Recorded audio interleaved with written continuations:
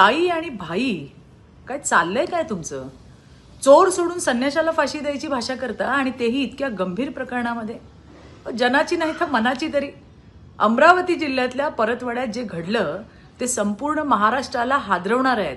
अल्पवयीन मुली तरुणींवर अत्याचार झाले, त्यांचे अश्लील व्हिडिओ व्हायरल होत आहेत. या संपूर्ण प्रकरणात सर्वप्रथम भारतीय जनता पार्टीने आवाज उठवला.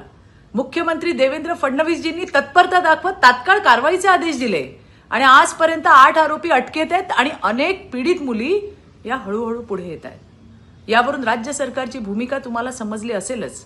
आणि हो, आमच्यासाठी, मला दोघांनाही सांगायचंय, आमच्यासाठी पीडितांची जात, तिचा धर्म महत्वाचा नाही, तर तिला न्याय देणं हे महत्वाचं आहे.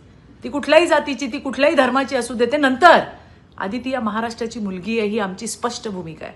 पण मला आश्चर्य वाटतंय की परतवाड्याच्या त्या हरामखोर नराधमावर बुलडोझर चालला तर तुम्हाला वाईट का वाटतंय? का वाईट वाटावं तुम्हाला? तुम्हाला आपल्या राज्यातील बहिणींची अब्रू महत्वाची आहे की वोट जिहाद? अशा प्रकरणात तरी आरोपींची बाजू घेऊ नका आणि मतांसाठी इतके लाचार होऊ नका. लक्षात ठेवा, आमच्या आई भगिनींवर कुणी अत्याचार करेल तर असा जबर न्याय होईल याची चिंताच करू नका. खरात प्रकरणामध्ये सुद्धा योग्य हिशोब होणार आहे. ईडी, आयटी, एसआयटी, पोलीस सगळ्या यंत्रणा कामाला लागल्यात. पण ताई आणि भाई, आज उभा महाराष्ट्र तुम्हाला विचारतोय, बहिणींचा सन्मान मोठा की वोट जिहाद? धन्यवाद.